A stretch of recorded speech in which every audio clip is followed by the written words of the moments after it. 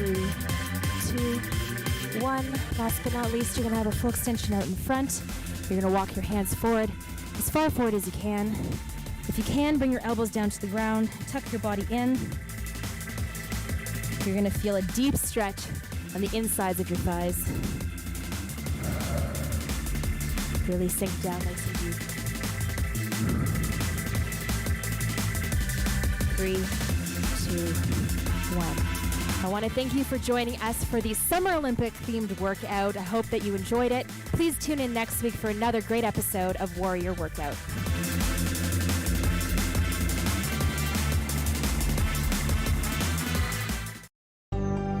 Call the Rogers TV viewer response line, email us, or connect with us on social media.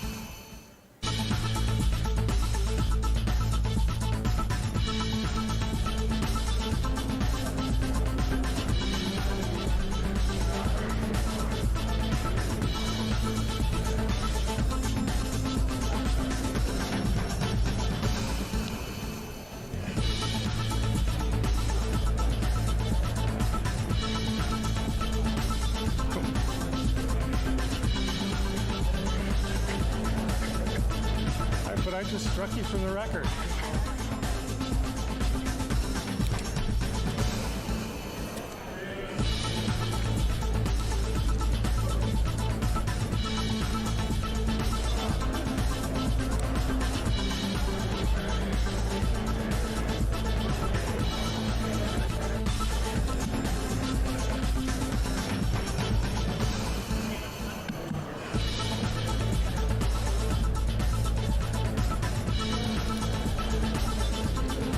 Good morning.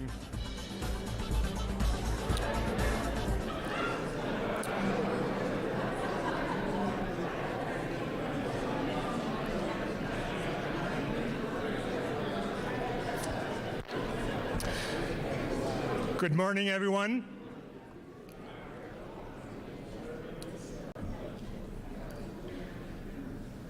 Good morning. On behalf of Mayor Watson, the Ottawa Board of Trade, and the Ottawa Business Journal, I extend a warm welcome to this month's Mayor's Breakfast.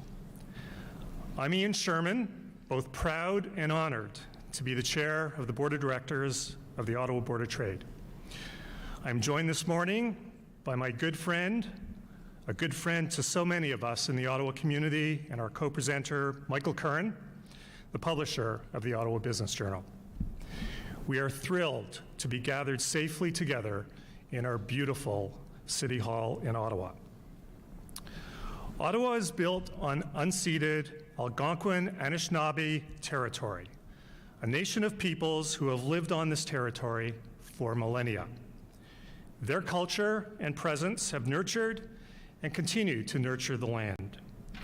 We honor the peoples and land of the Algonquin Anishinaabe Nation. We honor all First Nations, Inuit, and Métis peoples and their valuable past, present, and future contributions to this land. Thank you for being here this morning, for sharing your time and your passion for the growth and well-being of our business community. A big thank you to the team at Ottawa City Hall for hosting us and working with us to keep everyone safe. We are pleased to see the lifting of restrictions as we continue down the path of reopening and our collective recovery. However, we are still living with COVID, and not everyone has the same level of comfort and respect with respect to distancing and social masking. We ask for extreme kindness and deep respect for the choices made by others. The Ottawa Board of Trade is the voice of business and key advocate for economic growth in our nation's capital. Our mission is to cultivate a thriving, world-class business community in Ottawa through leadership and partnerships. To that end, we are excited to welcome you, the business and community leaders of Ottawa, along with our honored guest, our keynote, Chargé d'Affaires, Mr. Andrii Bukvych of the Ukrainian Embassy.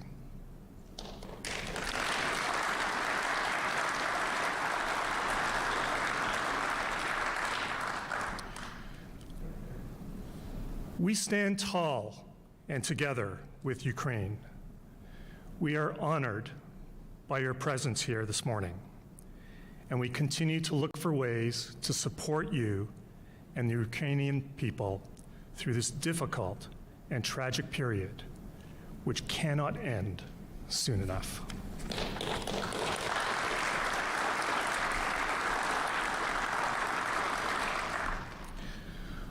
On behalf of our board of directors, and we have two board colleagues who have joined us today, please welcome Wayne French and David Coletta. I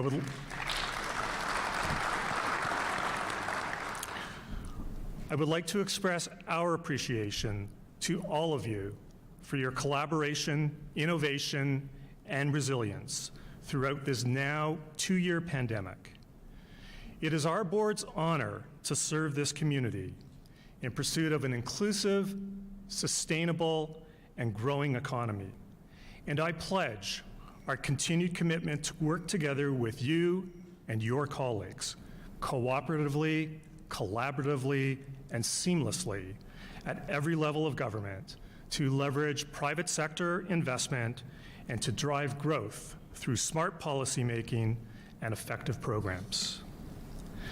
Meanwhile, we continue with programs that directly support businesses, including rapid test distribution and the promotion of the Post Promise to increase our local business, as well as to bolster consumer and employee confidence in our businesses.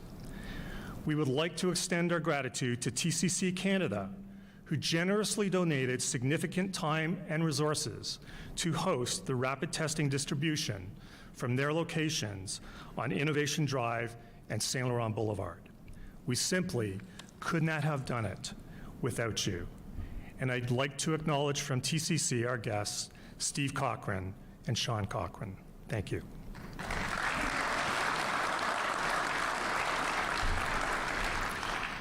This week, we launched the Workforce Confidence Initiative in partnership with Ottawa Tourism. It is designed to boost workforce confidence in our hardest hit sectors, hospitality and tourism. These sectors have been disproportionately impacted by the events of the last 2 years, and they are fundamentally important to every aspect of economic growth. This is a critical time for their businesses, so please maintain and promote the buy local lens when you are spending your business and consumer dollars. And again, I'd like to acknowledge the efforts of Michael Crockett and his team at Ottawa Tourism.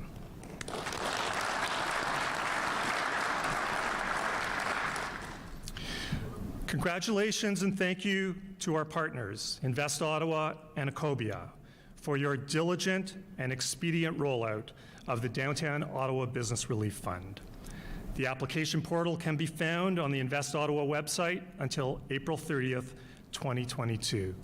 Well done, Michael Tremblay, and to your team, thank you for being here this morning.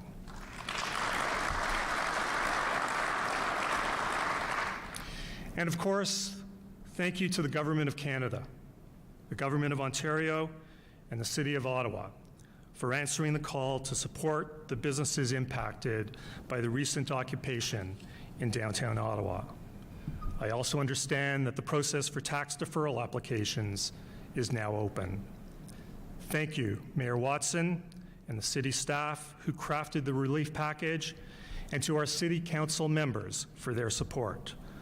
I know we have some members joining us today, to Eli El-Shantiri, Laura Dudas, Matthew Fleury, Jean Cloutier, and Tim Turney. Can we have a collective show of appreciation for this strong collaboration?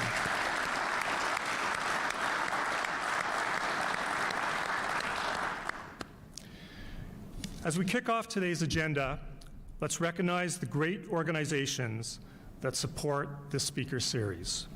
Our lead sponsor, Hydro Ottawa, Algonquin College, Enbridge, Commissionaires Ottawa, the Westin Ottawa, RBC, Rogers Communication, our global partner, Oakwood Designers and Builders, our speaker gift sponsor, Eamon Harnden, our coffee sponsor, Capital Office Interiors and Steelcase, and our breakfast sponsor, La Cité.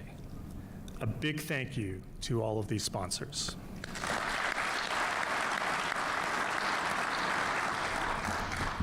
Now, I would ask you to please join me in welcoming to the podium His Worship Mayor Jim Watson to provide his update from City Hall.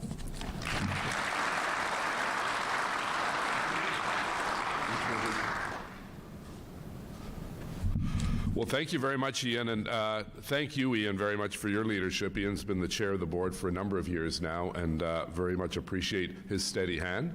It's so good to see people in person. I was at another event a few days ago after the restrictions lifted, and I was looking around, and some people still had their masks on. I said, I saw one person in particular I hadn't seen. You know, we haven't seen a lot of each other for a couple of years, and I looked over, I said, boy, has he ever aged? And then I realized he's probably saying the same thing about me. Only see half the face. Oh my God, looks like he's 100. Ladies and gentlemen, mesdames et messieurs, merci d'accepter notre invitation ce matin. Thank you for coming out in such good numbers to hear from an individual who will introduce in just a moment, the Chargé d'Affaires from Ukrainian embassy. What a horrific situation the people and the government of Ukraine are facing, and we're so honored to have you here with us, taking time away from what is very stressful with your family, obviously in Ukraine, and your colleagues working around the clock to help those who are trying to escape the violence and the war.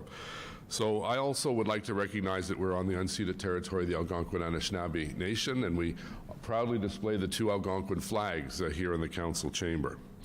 I also want to thank the Ottawa Board of Trade and the Ottawa Business Journal. This has been a great partnership that we started when I was mayor in the old city of Ottawa back in the 1990s, and has continued on over the last 12 years, which is a great opportunity to bring people from primarily the business community together to hear some very prominent speakers over the course of the breakfast. Now, this is a dark moment in history, needless to say, but I do want to thank Chargé d'Affaires Bukvych for being with us here today to provide his insight into the crisis that is facing not just his country, but the crisis we're facing around the world as a result of Putin's illegal occupation of a sovereign country. In 2021, Mr. Bukvych started diplomatic service as Minister Counselor at the Embassy of Ukraine in Canada.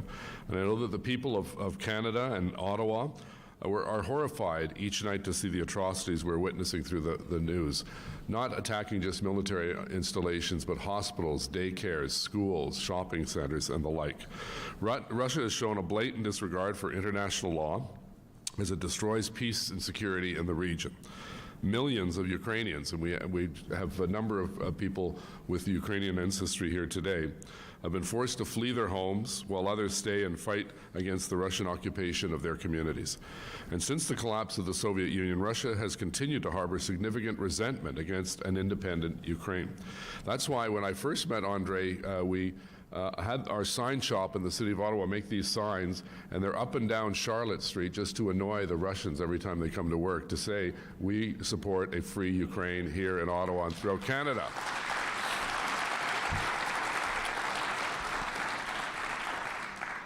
So having declared independence in 1991, Ukraine has irrevocably chosen a different path, an independent path of democratic development, reform, and European integration. And Canadians stand in solidarity with the people of Ukraine, and we continue to do what we can to support everyone impacted by the growing humanitarian crisis. Ukrainian society is defined by a love of freedom and democracy, and we have all been inspired by the honor and bravery of the citizens, the soldiers, and the leaders of Ukraine.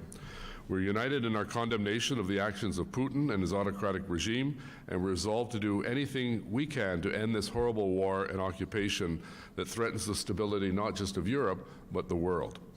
Just a couple of days ago, as I mentioned, I met Mr. Bukvych, and we've had requests for signs to be made so that we can sell them. I'm hoping the private sector picks that up, because we're not allowed to do that as part of our, the Auditor General, I think a little while ago, said we shouldn't be in the commercial sign business, we should be in the sign business for street signs. So some entrepreneur out there who knows a sign shop, make a lot of these, because you'll make a lot of money, and give some of the proceeds back to good causes like the Ukrainian Congress or the Humanitarian Coalition or the Red Cross.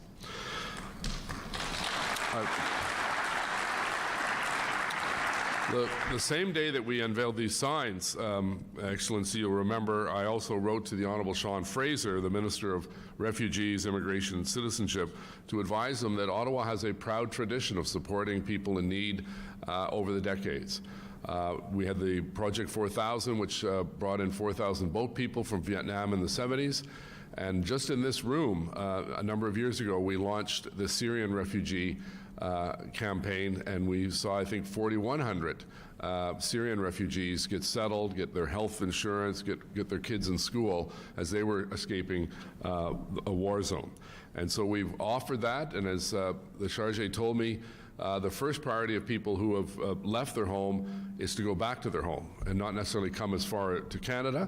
But I know there are at least 125 Ukrainians who have arrived in Ottawa and are being helped by family and friends, which is great. But we also want to make sure that if they do need a safe place to stay and temporarily on a more permanent basis, then we will certainly work with the federal government to ensure that that happens. Finally, I want to thank the business community, because a number of businesses, I just think of, for instance, we're talking about Diamond Storage. They have their building along the 417 lit up in yellow and blue, the colors of the Ukrainian flag, and the Ottawa sign down in the Byward Market. Then we've got a federal building had, I think, over the D&D building might have had a Ukrainian flag, as well as the flag flying up on Parliament Hill. And so I encourage people to support those businesses that are giving proceeds back. There's a couple of bakeries that are making wonderful cookies with the yellow and blue on them. And of course, we pray for peace to strengthen the resolve of those people who are fighting for their freedom, and we mourn the loss of those individuals who have lost loved ones in this senseless war. Now, before I turn it over to our guest speaker, I wanted to quickly mention that I will be joining Mr. Bukvych and Jeff Hunt, the famous Jeff Hunt, who started the Red Blacks and owned the 67s. He's now involved with the Atletico soccer team. We have a press conference ahead of Atletico Ottawa's first home game of the Canadian Premier soccer season. And stay tuned for an exciting partnership and an initiative at TD Place on April 9th that will create a lot of excitement for the team and support for Ukraine at the same time. I also want to acknowledge the presence of Fernando Lopez. Fernando, I just said hello to. Where is Fernando? Right at there, the general manager of, or the CEO of the team, all the way from Spain, and we look for another great season, and thank you for the announcement we're going to make on Monday. It's now my pleasure to formally introduce Andrii Bukvych, Chargé d'Affaires for the Embassy of Ukraine to Canada. Mr. Bukvych is a seasoned diplomat with a range of experiences and qualification.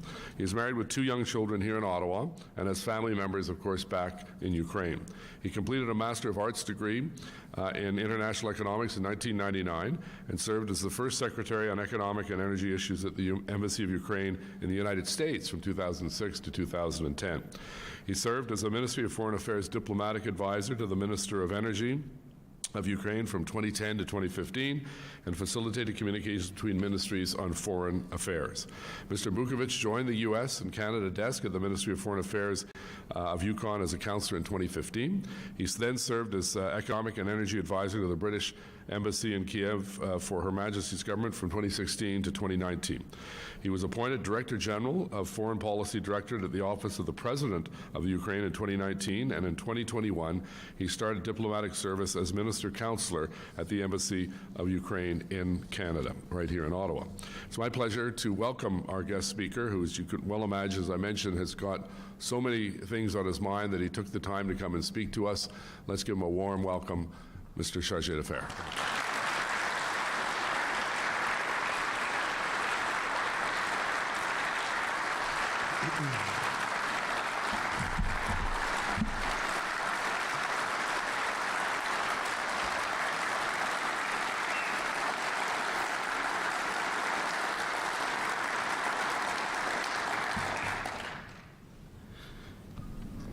Good morning, Mr. Mayor. Good morning, distinguished audience. Thank you for these applauses. I accept them on behalf of Ukrainian people.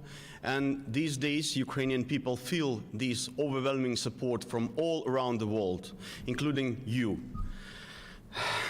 It's a pleasure for me indeed to be among the members of Ottawa business community, given that I have extensive background in economics, and as well as university degree, as Mayor mentioned. So unlike many others, you walk the walk, while diplomats like myself talking the talk. And I would like to thank you, because Ottawa has become a home for my family, for my children. You provided school for my children. You have all this, you make all these comforts of my life. But do you know when I finally realized that I am part of Ottawa community? When I checked the list of sponsors behind me on that wall, I understood that probably half of them are on the list of my bills to pay. This is true.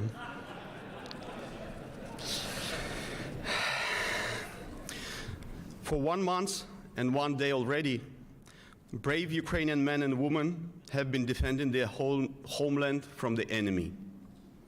On February 24th, Russian invaders crossed the border with Ukraine again. As in 2014, they did it again under the cover of the night, with no chevrons on their uniforms, with no flags on their tanks, like cowards and thieves again. Despite having tremendous military advantage, Russia failed to break the resistance of Ukrainian armed forces and ordinary Ukrainian citizens who took arms in their hands, or sometimes barehanded, but still fighting for freedom, for life, for future. Many people ask why this happens. Perhaps in a week or in months there will be sort of a peace talk.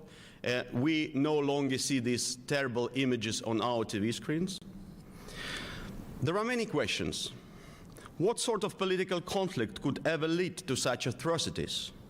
Why the largest country in the world, with 140 million people, attacked with unimaginable brutality the biggest country in Europe, with 38 million people? Because they are of different religions? Maybe because Ukrainians planned attacking the bigger neighbor? You have to spend many hours learning history to understand the motives of this barbaric aggression. Meanwhile, let me share my views and my feelings about this unprovoked war. A war of choice, not a war of necessity. In fact, our war with Russians our war was different from of Russian Soviet Empire, lasts for 3 centuries already, if not longer. Ukrainian people always want to be free, to be sovereign, to be independent, while empires want us to be obedient, weak, and dependent. This is also a war of identities, a war of values. Ukrainians do fight and die to live and love.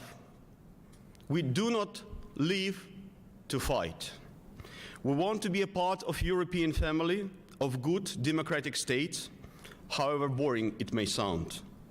We want to build our well-being, to speak our language, to praise our history, to create our culture, to make our own mistakes. Again, back to the question why that happens, what we see now in Ukraine. Please imagine a dictator with his cronies who want to reestablish an updated version of United Soviet USSR, who managed to take full control over resources of 140 million country, controls most of living soul and minds of that country, controls all oil and gas trade so that only those few would benefit, all media so that no one opposed the most stupid ideas announced as the pure truth.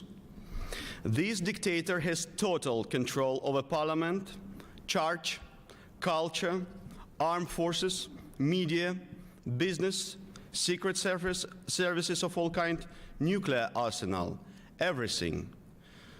Well, you know there are some states that have secret service, but there is only one state.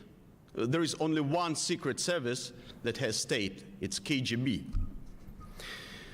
So to live such happy life for a long time, to live such happy dictator's life for long, you have to tell people that there is no alternative. Imagine all those 140 million people who live poor life in their cells, being fed with propaganda every day. And imagine that those people at some day would look at their neighbor. At some day, these poor people would realize that there is an alternative to dictatorship and poor life. It is possible to have new president every 5 years, elections that can be fair and competitive. There is a freedom of speech, and information can come from different sources. It is possible to fight corruption effectively, so all the citizens can benefit from national resources. And after all, any dictator can be overthrown no matter what propaganda says. Would you sleep well? Wouldn't you wish to destroy any single chance for this neighbor country to exist and to be successful? Would you put up with this vibrant democracy next to your palace? Would you let people discuss that any dictatorship can and should be finished? My point is that what happens in Ukraine today is not only or so about Ukraine, it is about freedom against tyranny, values against money, peace against war. Don't be misled. Ukraine would not be the last target. Unless the West and all free citizens of the world support Ukraine in its fight today, until a complete defeat of a dying empire and its dictator, it's only a matter of time when war comes to Poland, Baltic states, Central Europe, European Union, and even may appear at your own backyard someday. The good news, that empire looks lousy and helpless when it comes to real combat action against those who are not afraid and are motivated to defend their land and values. As of today, the losses of Russian army is unimaginable. So for the last months, Russian army has lost more people and resources than in 1 month than Soviet Union has lost in 10 years in Afghanistan. More than 15,000 men killed and wounded in actions. More than 1,000 captured. More than 100 aircrafts downed. More than 500 tanks destroyed. Just to realize these figures, you can check how many warfare does Canadian Army has. The bad thing that empire has no human ethics, moral, or dignity, and there is no limit to their barbaric actions against innocent and unprotected. There is hardly one single war crime that Russia has not committed so far within just 1 month. Indiscriminate shelling and bombardment of residential areas, hospitals, maternity wards, kindergarten, and orphanages. Some cities are nearly destroyed by Russian pilots and missiles. Shooting in the back of civilians who are trying to evacuate, to escape, including children. Using women and children as the human shield for Russian military operations and Russian troops. Deportation by force of 6,000 Mariupol residents to filtration camps in Russia after confiscating their passports. Deportation to Russia of 2,000 of Ukrainian orphans. Firing at evacuation columns trying to leave Mariupol and Kharkiv for the territory of Ukraine, free from Russian occupation. Cutting the besieged cities from supplies of food and medications. Usage of cluster and phosphorus bombs against civilians. Shelling of nuclear power plants. Destroying by huge 1-ton bomb the drama theater in Mariupol, where hundreds of women and children were hiding in bomb shelter. Many of them are still in that shelter under their ruins as I speak now. Russians keep shelling the area, preventing their rescue operations and deployment of equipment. A big war kit was drowned around that theater, so Russian pilots has not made a mistake. Last week, a 6-year girl, Tanya, died of dehydration in Mariupol. She was on the ruins of her house, alone in the dark. As of March 22nd, the UN High Commission on Human Rights recorded 2,571 civilian casualties, 977 killed, and 1,594 injured. 81 children were killed. Can something be more appalling than that? Yes, it can.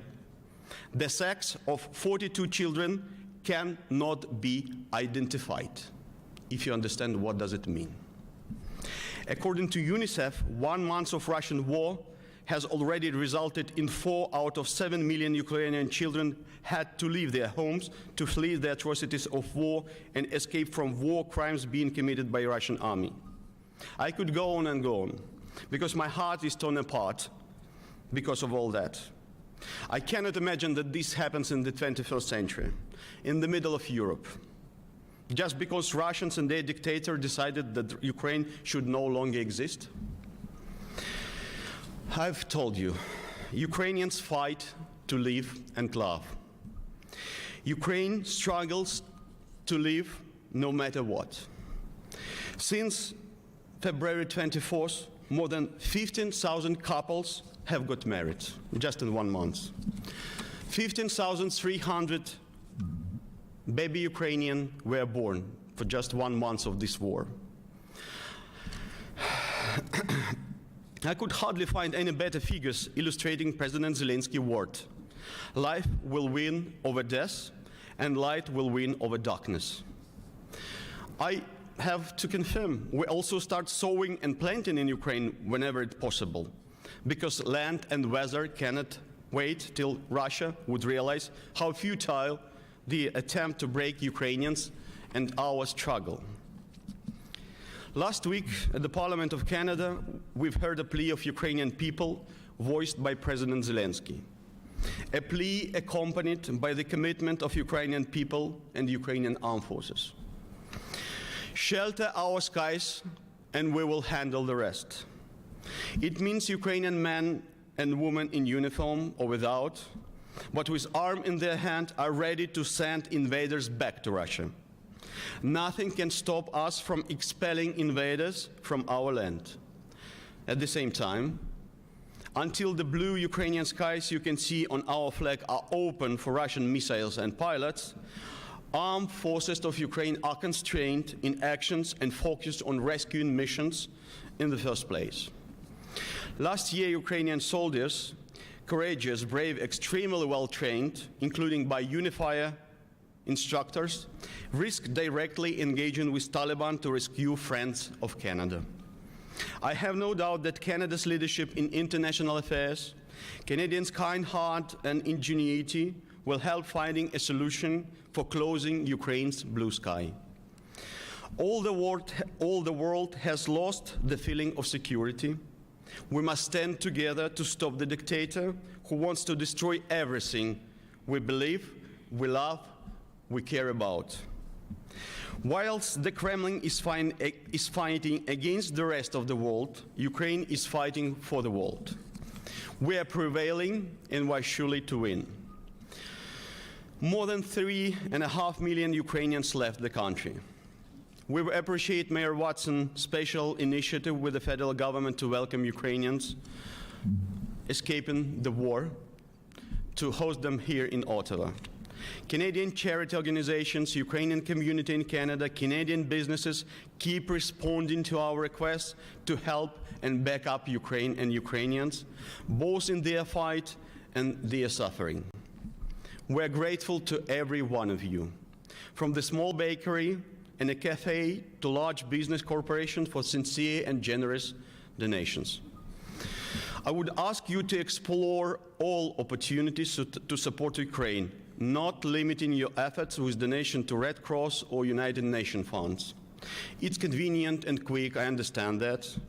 But unfortunately, it seems that these days, those entities at the moment cannot effectively and quickly convert your generosity into practical help to those in Ukraine who suffer now, who lacks food and medication in besieged cities, who have injuries and need medications. They feel time unlike us. For them, every hour and day matter and counts. They cannot wait until all the preparations and planning is finished, safety guarantees are provided, meetings with all Russian officials are held. Meanwhile, a month passed, and most of all those donations are still on accounts of charities and UN organizations, unfortunately. My call to you, people of actions, people of creativity, if you want to help Ukraine, please make an extra mile to help, to be prompt and timely. Our embassy team, many Ukrainian volunteers active on the ground, Ukrainian government are at your disposal. Don't hesitate to ask us what is the best way to help. Thank you for having me here today. Thank you, Mayor Watson, for the idea and inspiration. I cannot but mention again Mayor's wonderful idea of installing Free Ukraine street sign along the embassy of Russia. I would definitely appreciate and even urge you to follow this path. I've just told you that Prague, City Council of Prague in Czech Republic decided to name the street where the Russian embassy is located, to name it a street of Ukrainian heroes. And I think this is a very good example to follow by a lot of city councils across the globe. Thank you, Ottawa City, for standing with Ukraine these days, for becoming blue and yellow as a sign of solidarity. Thank you, business community of this wonderful city, for standing with Ukraine in these difficult times. We really appreciate your support and humanitarian aid. If Russia is not stopped in Ukraine today, the consequences will be catastrophic for millions more. Tomorrow we would have to host refugees from Poland, Baltic states, and then not excluded from Central Europe. And we will collect humanitarian aid for years ahead. Again, Mr. Mayor, the initiative we signed, Free Libre Ukraine, very important symbol. For us, it's a symbol of unity with Canadian people, with people of Ottawa. For Russian diplomats who see this sign from the embassy, it will be a symbol as well. They must remember the blood of Ukrainian kids on their hands as well. We must remember a few days before the full-scale war against Ukraine, Russian ambassador Mr. Stepanov said publicly on the record that imminent Russian invasion into Ukraine was a fake news. Fake news. I would like to ask mayor to encourage the mayors of other cities to rename the streets with Russian names, and also to show solidarity with Ukraine breaking the twinning partnership with the cities in Russia. The Kremlin easily throws all the crimes into the faces of Canadians, Americans, British, French, Polish, and other people. Into the face of all people who are free to choose their own ways, who praise their culture, nation, identity, and freedom. I want to ask everyone to ask yourself, is this still not my war? Thank you.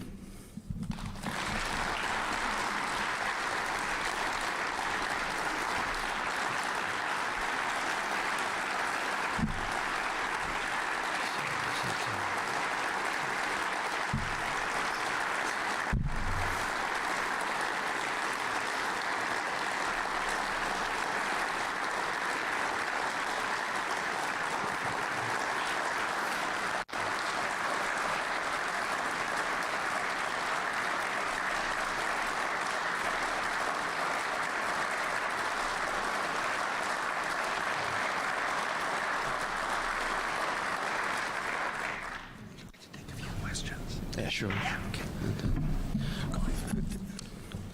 And of course, I'll be happy to answer any questions you might have in any regard, because as I mentioned, Ukrainians are living, and Ukrainians and Ukraine are about not only about a war, a fight, but about also a living, and also about good things in this life. And you know, every day, every hour living here in Ottawa, I realize how we all sometimes underestimate the simple pleasures and joys of life, that we have access to. We can have a glass of water, we can have a cup of coffee from our favorite barista, we don't have to scream at night trying to find our kids, we can pick up our cell phone, call to our parents, partners, friends, ask, how are you? And hear, very simple, I'm fine, how are you? And indeed, this is priceless. And COVID times showed us what are real values, how important families and friends for us, that probably you cannot earn all money in the world, but you can have this comfort and pleasure of human communication. So not a question, but my call to you, remember that life is good, and there are a lot of good things in this life, and we have to appreciate life every single moment, because tomorrow can be different. And now I'm open to any questions you may have. Yes, please.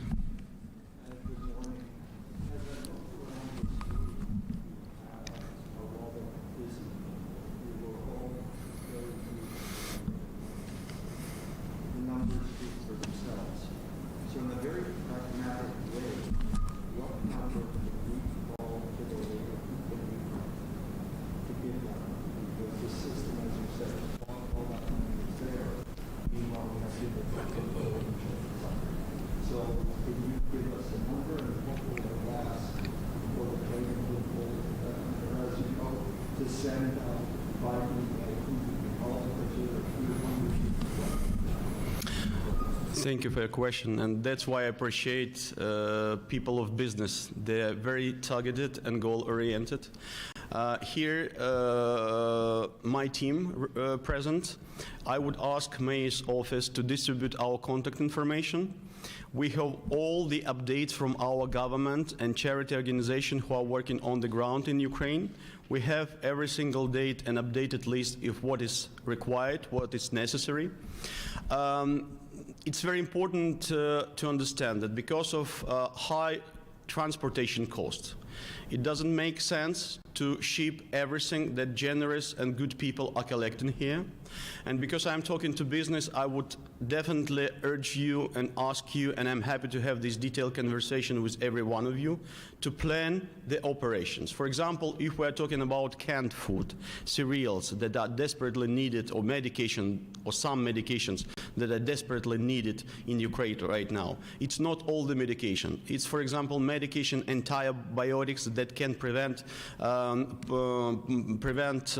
if a person is wounded, it's prevent infections, right? Thank you. So if we're talking about canned food, obviously it's about large quantities, a container, several containers. It can be shipped overseas by maritime routes, because this war is not for weeks, perhaps it's for months, perhaps for years, and humanitarian aid will be required and needed in Ukraine for a long time. So we can plan this logistic operation in advance, so to make advantage and best effectiveness of every single dollar donated, to spend less on transportation and to spend more on necessary items. So my team, embassy emails, my phone number, send number available for you 24/7. I'm happy to provide you with all necessary information and contacts, and even to facilitate the process of how the cargo arrives to Poland, how it is being transported to Ukraine, where the aid will go. It all will be done.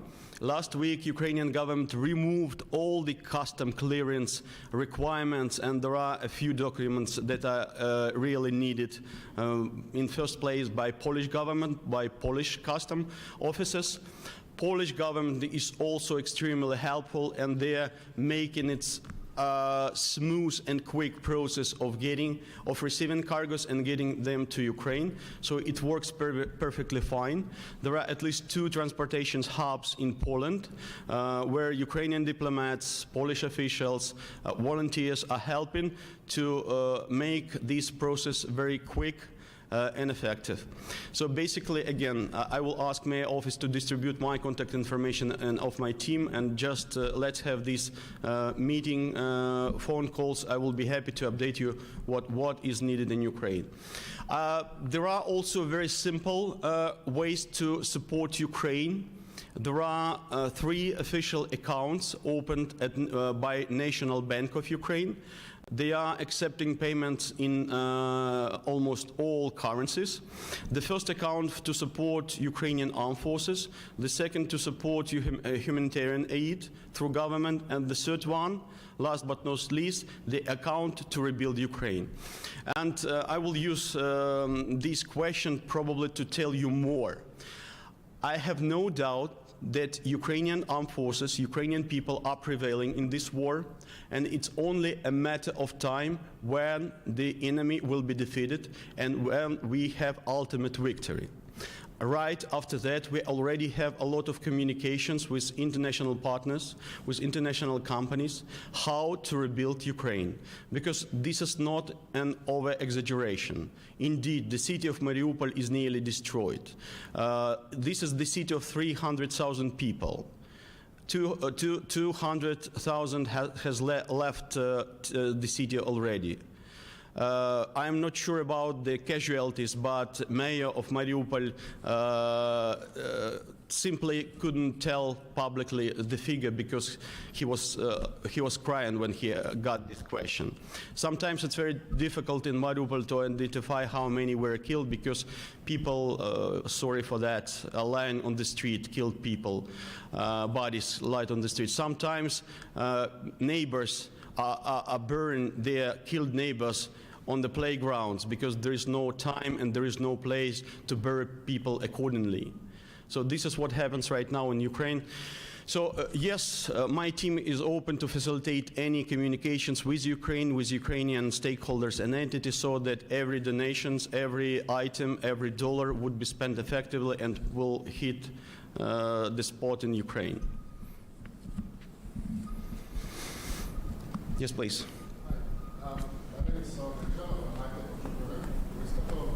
Started an initiative called ukrainetocanada.org, and we had at the beginning 10 families that we were helping We now have 45 individuals and 500 on Telegram. Next week, we're welcoming our first family. We had a lot of people asking outside of Ottawa as well, how can we help? We are finding difficulties with the biometrics lines and the logistics to get out of Europe for the families that have been already approved by the government of Canada to come here. What is the easiest way for us to remove that bottleneck? I mean, I literally am contacting the Canadian diplomats and say, do I need to get on the plane and do biometrics tests myself? Like, it seems a bit silly. Like, they're approved, they're waiting in Moldova, in other refugee camps, right? Yes, indeed, you're absolutely right. This is a bottleneck because no matter how much Minister of Immigration has done to facilitate the process, and the special program was launched for Ukrainian looking shelter in Canada and temporary residents, still there is a strict demand to give you biometrics in Canadian consulate or at the embassy, which means if you are in Ukraine, you have to go to Slovakia, Poland, any other country. And it seems this question, it's not so to me, but to Canadian government, whether they, well, for example, here in Canada, our consulate office, we sometimes have these consular service. We are providing consular services in different cities by simply driving there with my team, having our bus, having office, and this is outsourced consular service. You should not necessarily go to Ottawa or Toronto to have to get consular services. Whether Canadian government, Canadian Immigration Minister and Minister of Foreign Affairs will decide to arrange something like that, I don't know. Canadian diplomats left Ukraine. They are no longer in Lviv in Western Ukraine. They're in Poland. They were removed to Poland. And unfortunately, this is not a question to me. I don't know, frankly speaking. So here in Ottawa, when we have peace, we have this team traveling around different provinces to provide services to Ukrainians, to Ukrainian Canadians on the ground. Whether Canadian consulate offices and Canadian embassy can do the same, having some trips to Lviv, for example, or at least to the border so that people can approach them more quickly, I don't know. This is open questions. If you have any suggestions, just feel free to contact your MP or federal government. Yes, please. Just pass the mic here. In the mayor's introduction, he talked about your background in energy policy and economics. I was curious to get your opinion on, how much is energy and the future of energy part of Vladimir Putin's play here? Okay, thank you.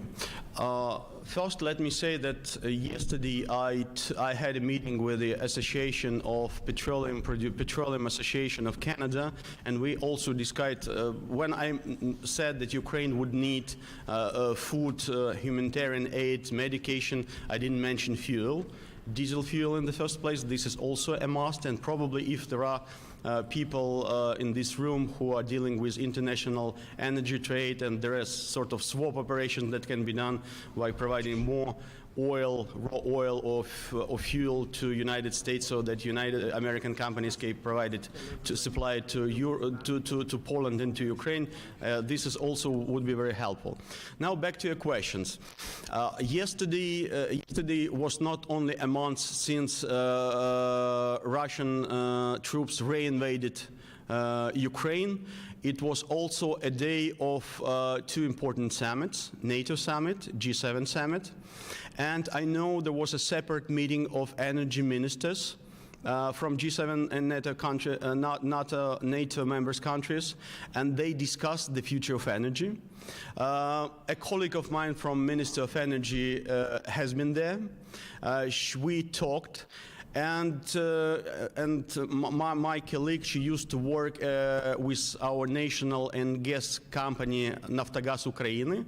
She was one that was closely engaged in overcoming all these difficulties back to 2014 when Russia again threatened Ukraine with cutting off supplies of natural gas. So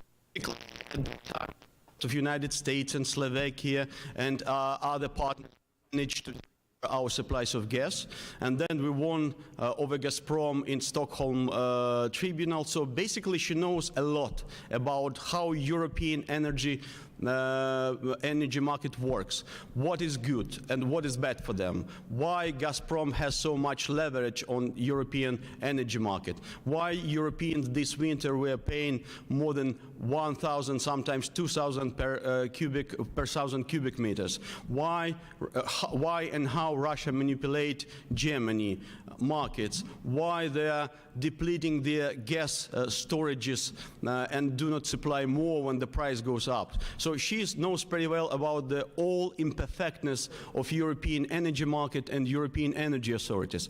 But she was pleasantly surprised that because just for 1 month was needed of these atrocities, so that every European country, including Germany, would realize that Europe should get rid of dependence on Russian oil and gas. And though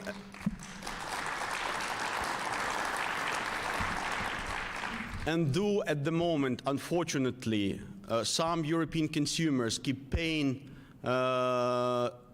euros for Russian oil and gas, they cannot immediately, just tomorrow, get rid of Russian hydrocarbons. They understand, they realize that this dependence is terrible. It's not only affect your own national security, national energy security, it also makes you responsible for what Russia did in Syria, Georgia, Chechnya, and what is doing in Ukraine, and probably tomorrow will be doing in other European countries. So bottom line, everybody are now looking for different ways to how to diversify, how to step away from further from fossil fuels, how to rebuild economy on how to decarbonize economy, how to use more green technology on the ground. Well, at least the moods and motivations is there. I hope that this inspiration will convert into practical steps, how Europe would become less dependent on Russian oil and gas. I think the role of business is very important, because it's not only sanctions that undermine Russian financial ability to run wars against its neighbors. It's also private business who refuse to purchase, to procure Russian oil, which is available on the huge discount. This is very important. That demonstrates us that indeed this is decision of a person, of chief executive officers who also have dignity, share democratic value, and understand that what happened in Ukraine is unacceptable. And just one more positive sign that Europeans are very committed to do something about the dependence from Russia, energy-wise, is that when President Putin ordered to receive only rubles for Russian oil and gas, European ministers and officials said, no, we have contract. And Russia has to honor contract, and we would not let Russia to bypass, to avoid imposed sanctions. This is not the way how it would work.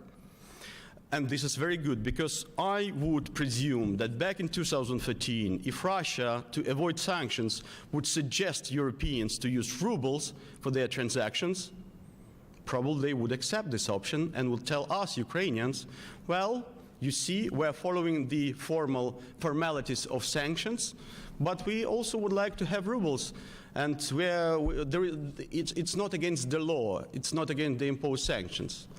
Back in 2014, unfortunately, when Russia occupied Crimea and occupied Donbass, too little and too late was done, and perhaps if Europe, G7 would be more committed to limit Russian ability to be aggressive, we wouldn't have February 24th, 2022.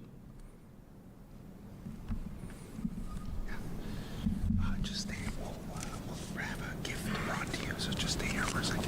Okay, sure. That's it for questions. I'll just wrap up now. Okay. Thank you, Mr. Chargé d'Affaires.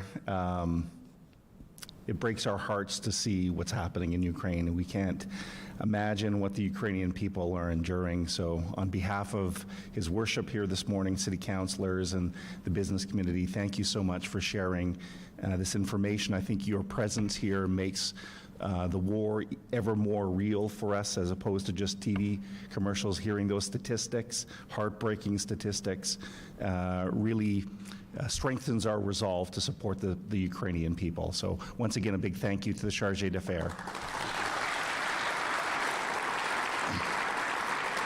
Absolutely. And I'll ask Patrick Twagirazeyu from Eamon Harnden to come forward and present a small token of our appreciation to you, Mr. Chargé.